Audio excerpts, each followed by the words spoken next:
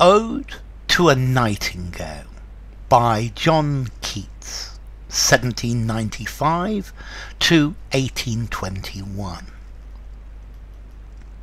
My heart aches, and a drowsy numbness pains my sense, as though of hemlock I had drunk, or emptied some dull opiate to the drains 1 minute past, and Lethe wards had sunk. 'Tis not through envy of thy happy lot, but being too happy in thine happiness, that thou, light-winged dryad of the trees, in some melodious plot of beechen green, and shadows numberless, singest of summer in full-throated ease. Oh, for a draught of vintage that hath been cooled a long age in the deep-delved earth, tasting of flora and the country green, dance and the Provençal song and sunburnt mirth. Oh, for a beaker full of the warm south, full of the true, the blushful Hippocrene, with beaded bubbles winking at the brim, and purple-stained mouth, that I might drink and leave the world unseen, and with thee fade away into the forest dim.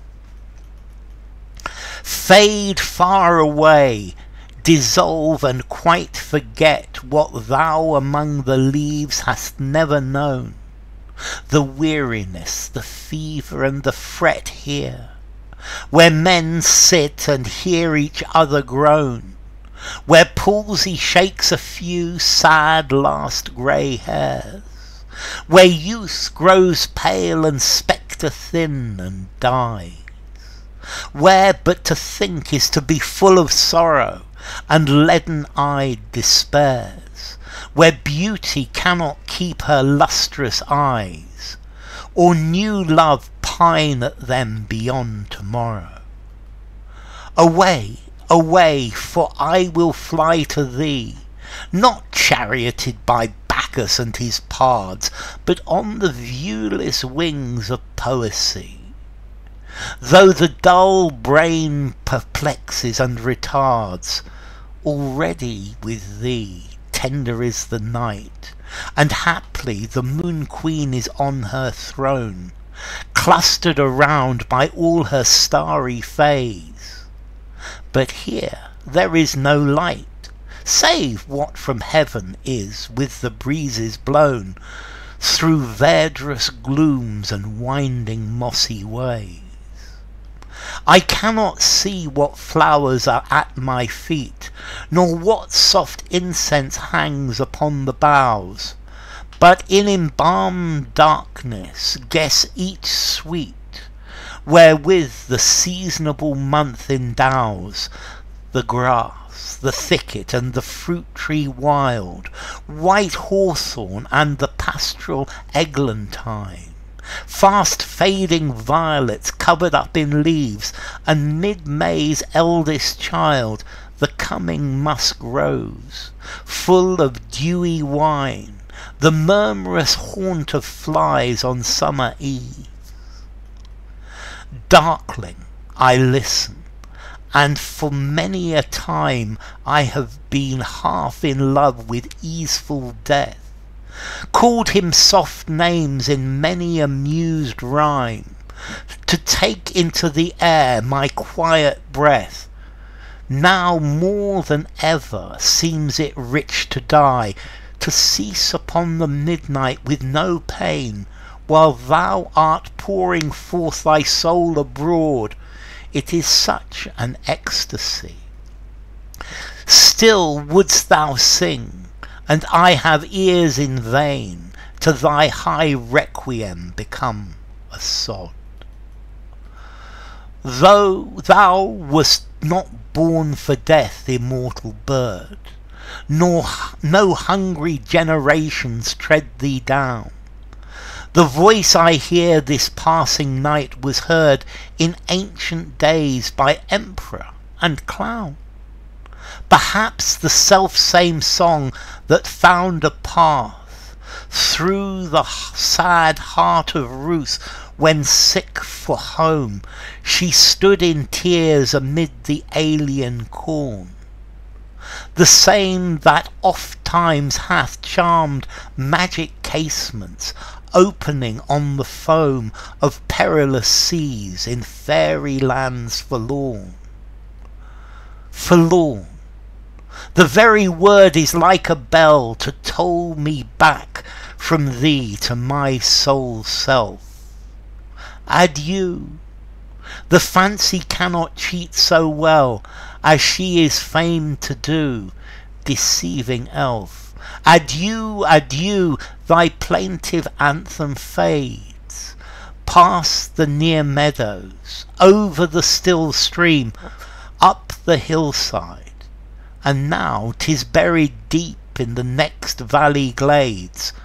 Was it a vision, or a waking dream? Fled is that music. Do I wake or sleep? Okay, this is Ode to a Nightingale by John Keats. Let's see, John Keats was born in London. He was born in Moorgate, and he's one of the romantic poets along with Byron and Shelley. Sadly, he died at the age of 25 from tuberculosis. When he was alive, he wasn't very famous, but he became very famous after his death.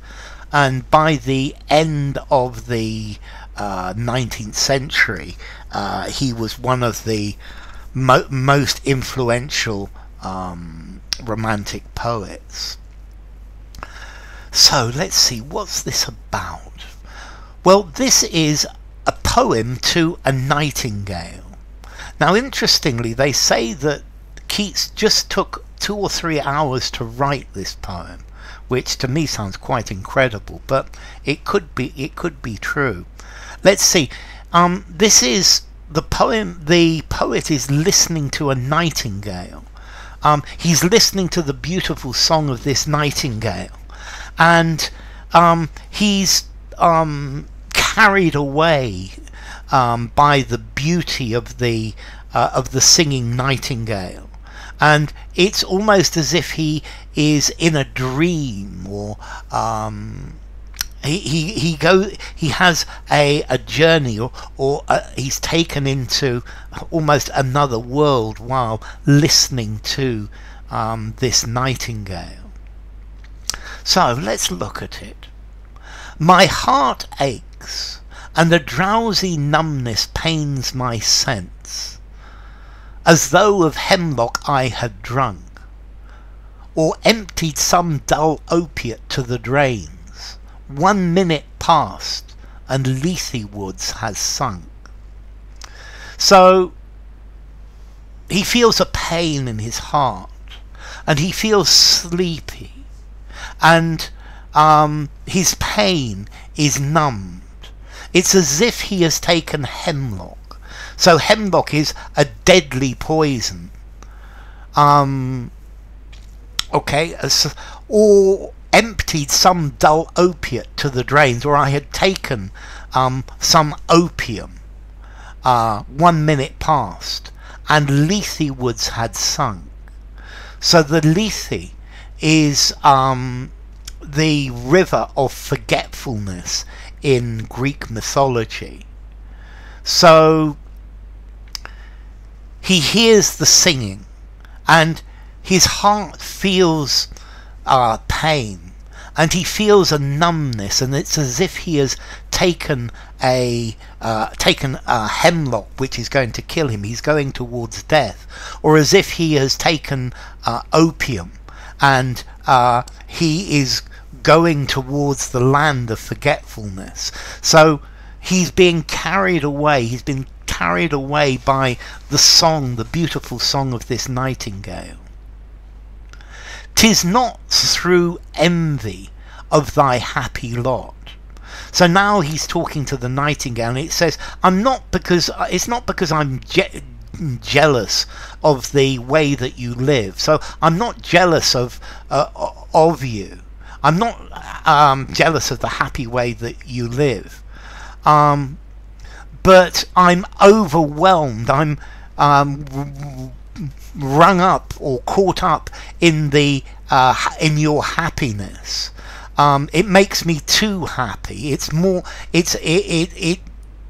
carries me completely away from myself. So it's as if he's having an out-of-body experience, that this nightingale is making him so happy, so he feels so good that he's coming out of himself.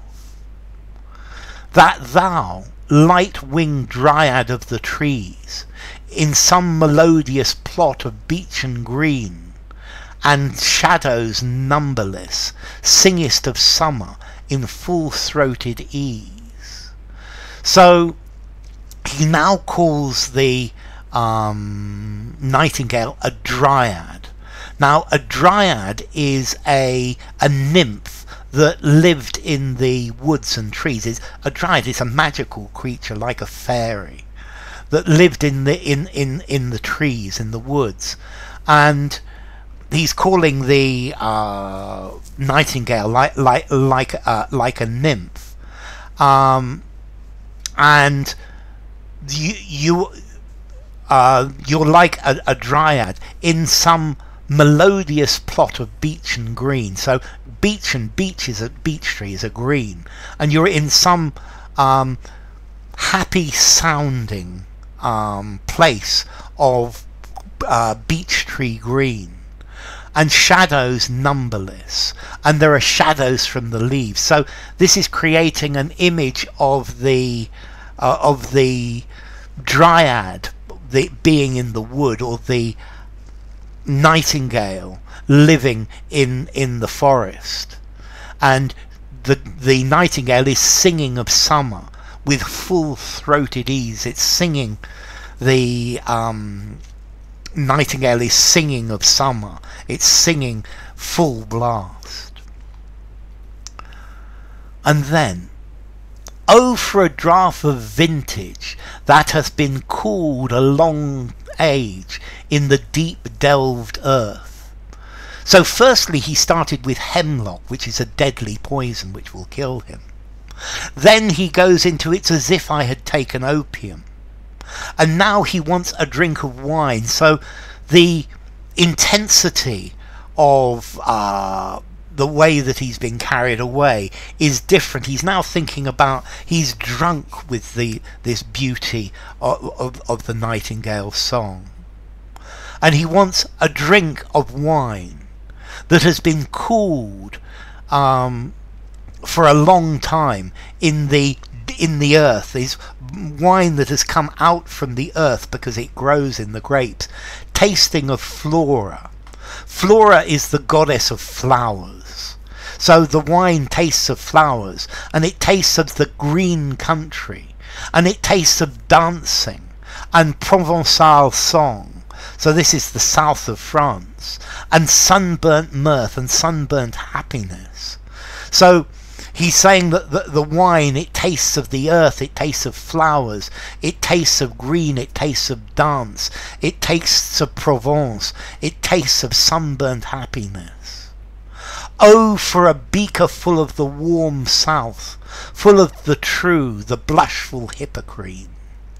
So a beaker, a glass full of the warm south, of wine that comes from the south of Europe. And it's full of the true, the blushful Hippocrene. Now the Hippocrene was a river or a fountain on Mount Helicon, and the Hippocrene was a source of water, and this was supposed to be the source of poetic inspiration for the muses.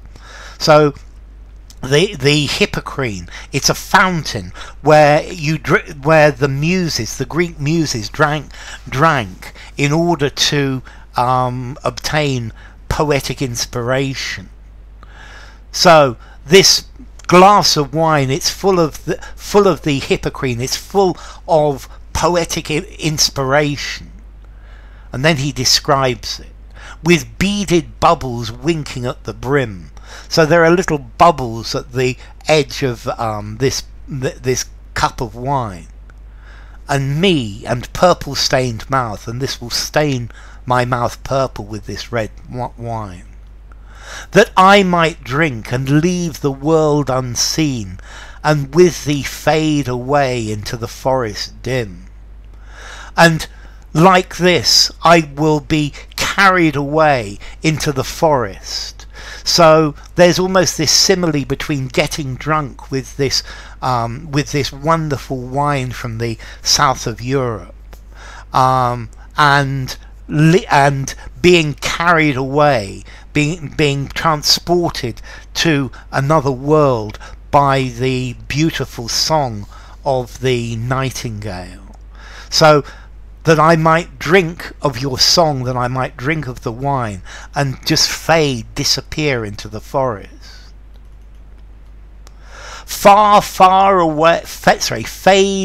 away, dissolve and quite forget what thou among the leaves hast never known. So, if only I could go away with you, just if I could forget the realities of the world that I live in, that I could go with you, that I could be in your world of the forest, your world of the leaves, and I could forget the world of men, the weariness, the tiredness, the fever, and the fret, the worry here. So I could forget all of the problems of men, all of the problems of the world of men, where men sit and hear each other groan. So here, where men just sit and they hear each other, oh, in pain, where palsy shakes a few. So palsy is shaking, and sad last grey hairs. So where the palsy, this is something, this I think is probably like Parkinson's disease, and this is making the grey hairs of the old, making them shake. Or where youth grows pale and spectre thin and dies. In a world where young people suddenly grow pale and they grow very thin and they die. So he wants to leave this world of this world that he lives in. He wants to go somewhere more beautiful, where but to think is to be full of sorrow. And this world of men, if I just think, by thinking I am full of sadness for all of the things that are happening, and leaden-eyed despairs, and despair in this world, where beauty cannot keep her lustrous eyes, or new love pine at them beyond tomorrow. And this here is talking about the transience of beauty, that beauty cannot last, the fact that beauty goes. Beauty can't have her beautiful shining eyes, that beauty is something that is temporary. And maybe perhaps so is the beauty of the song of the nightingale. But in the world of men, where beauty doesn't last, perhaps beauty is always there in the world of the nightingale, where new love pine at them beyond tomorrow, where love, the world of men, where love doesn't last either. So somebody falls in love with these beautiful eyes, but love is transient as well. Love is something that dies, that love is not something that is permanent forever. So beauty and love are not permanent in the world of men, but love misses these beautiful eyes after a few days. So he wants to go with the nightingale, to go out of the world of men and to be in the world of the nightingale. Away, away, for I will fly to thee. So fly away, nightingale, and I will go with you. I will come with you. not charioted by Bacchus and his pards, but on the viewless wings of poesy. So I will come with you, but I'm not going to get drunk. I'm not going to come with you with Bacchus, the god of wine. And pards are leopards. Very often in mythology, Bacchus was the god of wine and alcohol, was accompanied by leopards. So I will come to you, bird. My mind will come to you, but not by getting drunk with wine, but on the wings of poetry. On the I'm not going to get intoxicated. I'm not going to get drunk, but I'm going to follow you in the beautiful world of poetry. I'm going to get carried away and go into the world of poetry. Though the dull brain perplexes and retards, that's not easy, because my brain is not very good, and I'm not very creative. And yes, Nightingale, you do much better, you make much more beautiful things, but I shall join you with poetry. I'll do the best I can. Already with thee tender is the night. So already and haply the Queen Moon is on her throne. But I'm already with you. I'm following you. Listening to your song has transported me away. And the night is tender. The night is beautiful. And the Moon Queen is on her throne. The Queen Moon. This is probably the Roman goddess Diana. And clustered around by all her starry fays. Fays are fairies. So my mind has been carried away with you. Your song has already taken me away. I'm already there. And the night is beautiful. And the moon, the queen, is on her throne. And there are stars which are fairies around the moon. So we can see the moon above and the stars around her. But here there is no light, save what from heaven is with the breezes blown, through verdurous glooms and winding mossy ways. But here with you, Nightingale, up in the canopy of the trees, up in the trees, there is no light except the light from heaven, the light from the sky. This is night. There is no light, and from time to time the breezes blow, and the verdurous, the green leaves open, and a little bit of light comes through. And it's talking about nature. It's that the light is coming through into this green and mossy place, this beautiful nature. And here, okay, he's linking nature and the romance of the beauty of the nightingale's song. I cannot see what flowers are at my feet. So he's now with the nightingale. He's carried away into the forest. I can't see the flowers that are at my feet, nor what soft incense hangs upon the boughs. And I can't guess at the flowers that are hanging from the trees around me, the soft incense, the smell from the smell. There are flowers at my feet. There is the smell of beautiful flowers in the branches. But in embalmed darkness, I'm covered in darkness. There is darkness everywhere. Guess each sweet wherewith the seasonable month endows the grass, the thicket.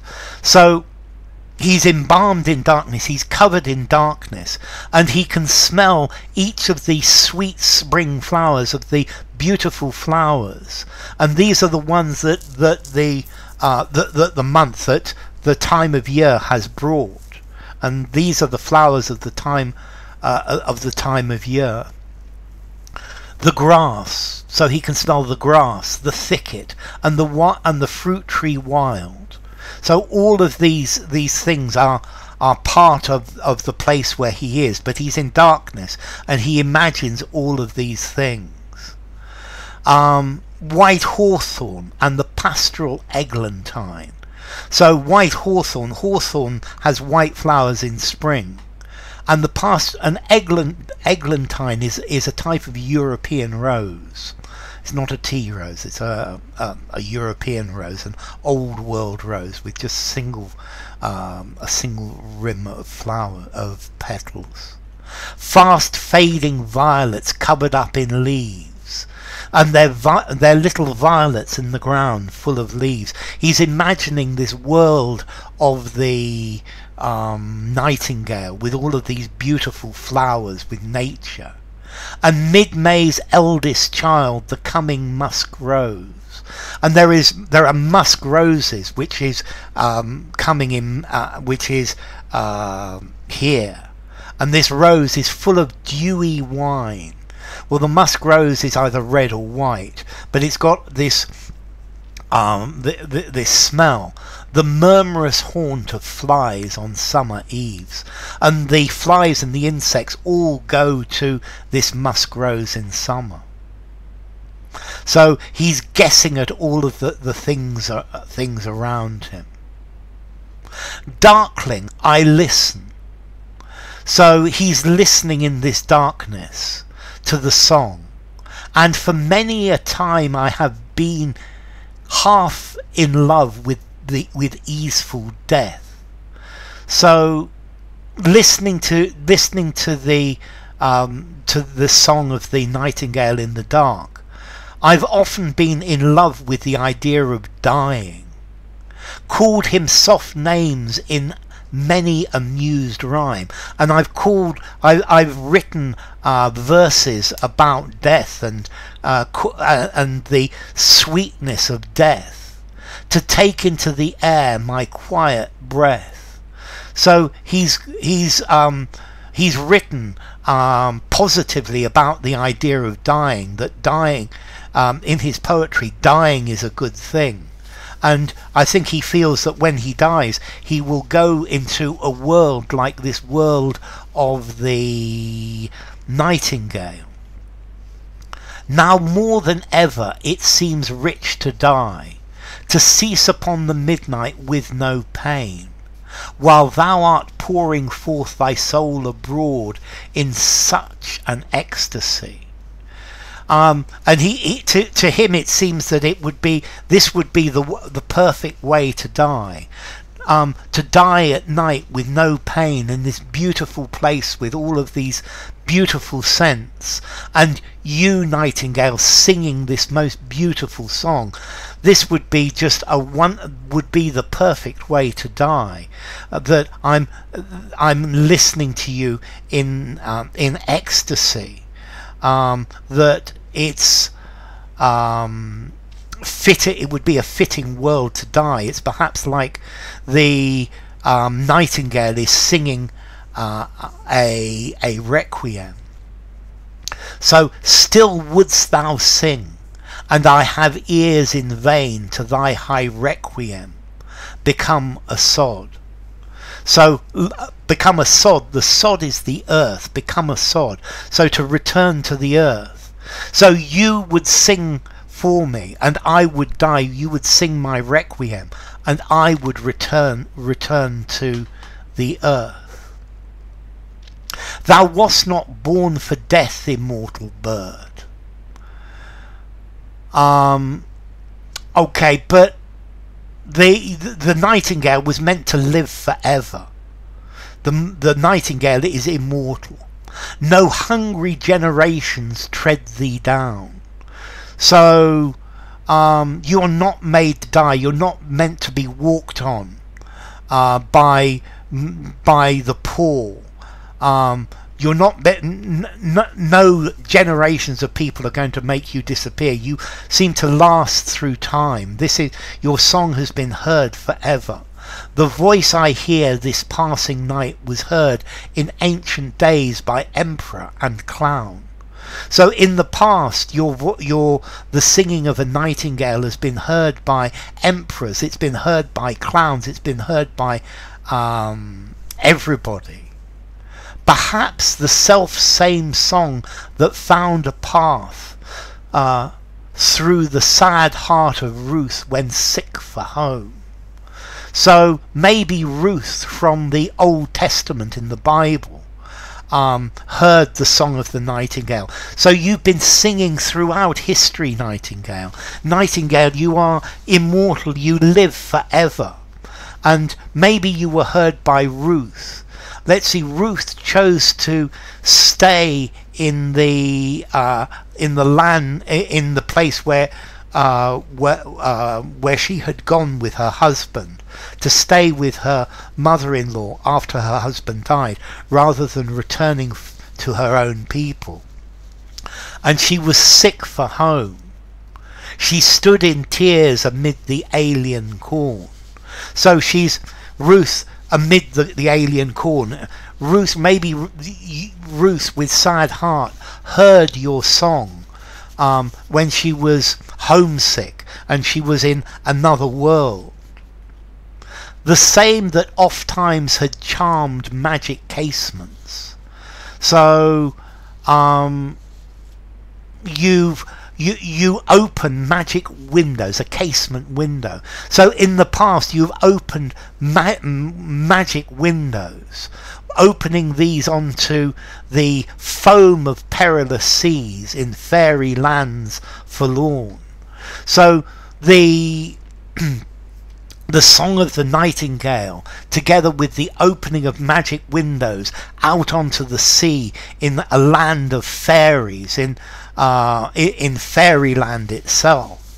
And here he's clearly carried away into this song. His mind has been taken away. Forlorn.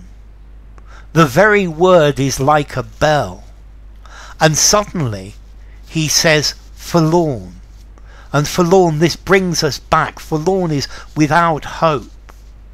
To toll me back from thee to my soul self. And suddenly he thinks about these lands forlorn, and suddenly he thinks about forlorn, and that brings him back to himself, brings him back to where he was. And it's like a bell that is tolling the death, the end of the beautiful song of the nightingale. Beauty is transient, and that's one of the strong messages in this. Adieu, the fancy cannot cheat so well. So the song is going, and the fancy cannot cheat so well as she is famed to do, deceiving elf. So as the song starts to go, then my mind can't roam in this fantasy world, that my mind can't deceive me, because there is now not the song. Adieu, adieu, the plaintive anthem fades. So the song of the nightingale is fading, and it's fading, and his heart aches because the song is going, the song has gone, and beauty has died, beauty has gone. And the song, the anthem fades, the song fades, past the near meadows, so past the fields, over the stream, up the hillside, and now 'tis buried deep in the next valley glades, and now the song is buried, it's dead, it's gone into the next valley. Was it a vision or a waking dream? So was this a vision? Was this a hallucination? Or was it a dream while I was awake? Fled is that music. The music has gone. So do I wake or sleep? So he's now wondering if he really went into this enchanted world with the nightingale or not. Did he really leave the world? Okay, so there is a tradition that the song of the nightingale is the song of the poet, and this is really looking at the poetry of the poet and the the Song of the Nightingale, the poet in the nightingale in nature, and the nightingale and the poet in human society. So it's effectively a poem where the poet comes into contact with the nightingale, and there is a link between them. There is there is a joining, and the poem is the poet is inspired by the beauty of the